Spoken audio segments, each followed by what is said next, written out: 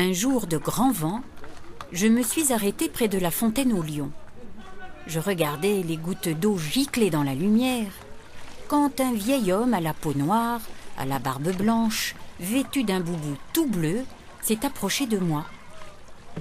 Il portait un sac tissé sur l'épaule. Il m'a demandé « Entendez-vous chanter le vent ?» Cela me rappelle les voix des filles disparues. Vous savez, les sœurs de Wambi. Je restais perplexe et il m'a raconté. Wambi est un garçon de mon pays, le Gabon, un chasseur d'antilopes. Il vit avec ses 8 sœurs et sa mère qui toujours les suit partout. Un matin, parmi de nombreux matins, ils partent ensemble. Lui avec ses flèches pour aller à la chasse, elle avec leur panier pour aller à la cueillette de la vanille. À la croisée des chemins, là où se trouvent les ruches du sorcier, ils se séparent.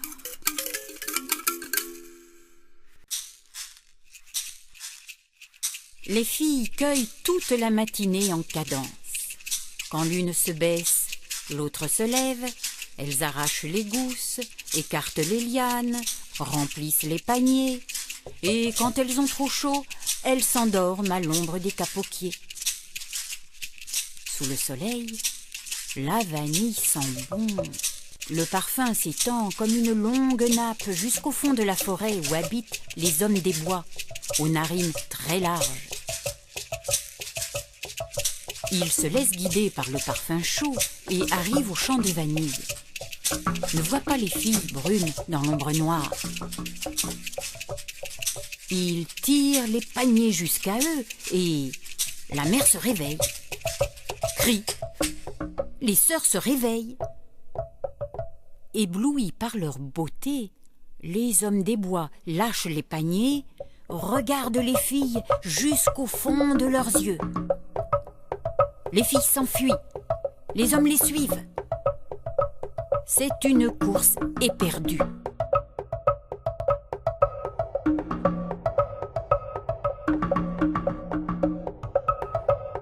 Pendant ce temps, Wambi marche. Il aperçoit une antilope. L'antilope royale, celle que jamais personne n'a pu approcher. En entendant Wambi, elle détale.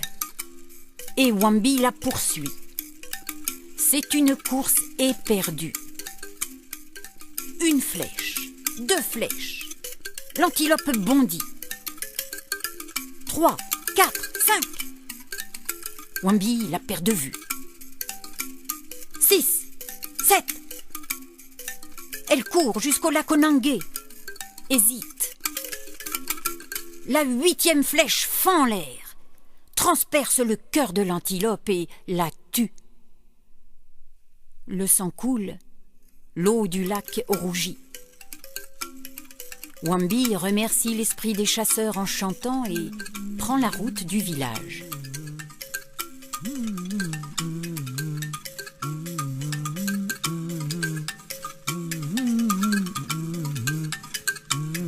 Pendant ce temps, les 8 sœurs et la mère sont toujours poursuivies par les hommes des bois. Elles arrivent au bord du fleuve Ngouigné, le fleuve que jamais personne n'a pu traverser. Hésite. La mère appelle son esprit protecteur. De leur voix pure, les filles l'accompagnent. Les hommes des bois arrivent et, au moment où ils vont attraper les filles, la mère se transforme en un arbre splendide. Les 8 filles, affolées, s'accrochent à l'arbre et se transforment en 8 longues lianes qui se balancent dans le vent. Les hommes des bois s'en approchent quand un énorme nuage bourdonnant les enveloppe. Des milliers d'abeilles les piquent, les dévorent. Ils hurlent et, pour apaiser leur douleur, se jettent dans le fleuve Ngounié qui les emporte dans ses flots. Wambi, lui, ne se doute de rien. Heureux, il est retourné au village où il a été reçu comme un prince. De mémoire de chasseur, on n'avait jamais vu d'antilope aussi belle. Les habitants font un grand feu, chantent, dansent, frappent les tambours. Les femmes se font belles. Dommage, les 8 sœurs et la mère ne sont pas là. La fête bat son plein.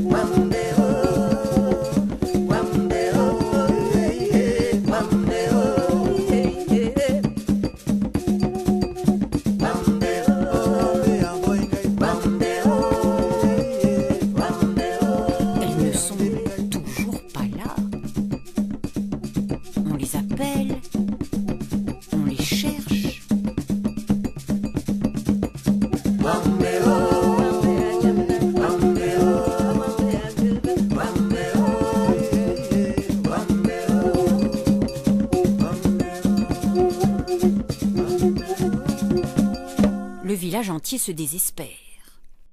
Alors, le sorcier appelle Wambi et voilà ce qu'il lui dit.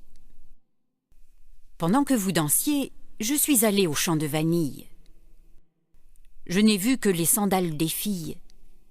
Tes sœurs et ta mère ont disparu. Maintenant que tu es un grand chasseur, tu as le pouvoir de les faire revenir. Écoute-moi bien. Il te faudra fabriquer un instrument de musique. Pour cela, tu devras trouver 8 fleurs semblables qui n'ont pas le même parfum. Tu sculpteras une branche de l'arbre qui leur fait de l'ombre. Tu utiliseras la peau de l'antilope que tu as tuée afin de la rendre éternelle. Tout au long du travail, observe, écoute, ne dis pas un mot. Tu dois terminer avant le lever du soleil, sinon il sera trop tard. Bonne chance! Et le sorcier disparaît dans la nuit. Wambi emporte un morceau de peau là où l'antilope a été blessée. Il prend la route, cherche, mais ne trouve pas ce que lui a demandé le sorcier. Il aperçoit sous la lune le fleuve Ngounié et lui dit « Si je n'ai rien trouvé avant le lever du jour, je me noierai dans tes eaux. » Il remonte le fleuve, cherche 8 fleurs semblables et voit 1000 fleurs différentes. Le ciel s'éclaircit, son cœur s'assombrit. Il se rappelle les paroles du sorcier. Écoute, ne dis pas un mot. Et soudain, il entend des chants plaintifs portés par le vent.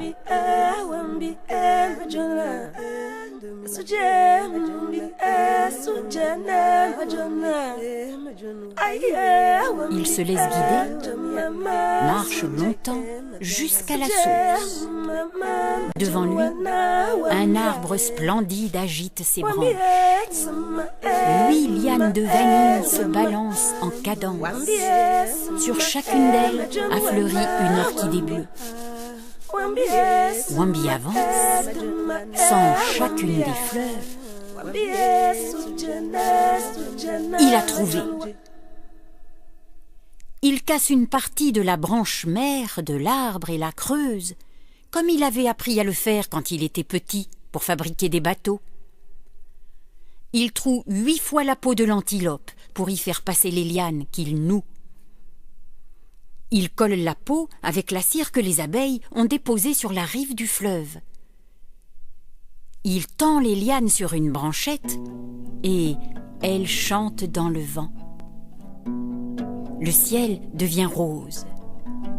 Wambi pose l'instrument sur son ventre, pince les cordes et les fait vibrer.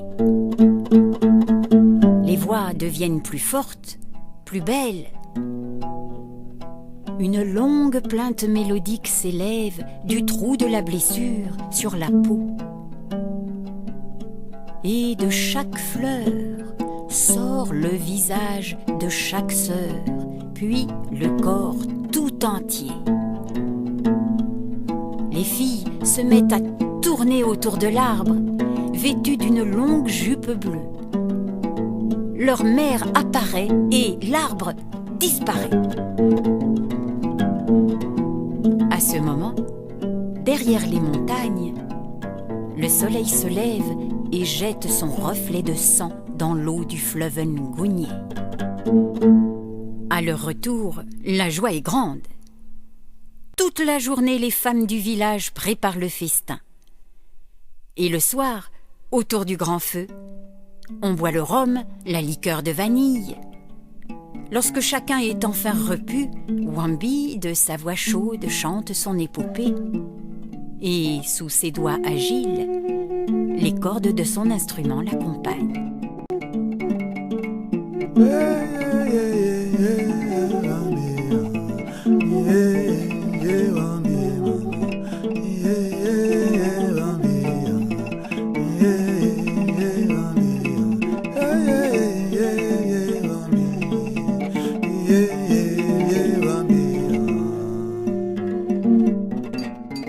Voici l'histoire de Wambi, le chasseur d'antilopes.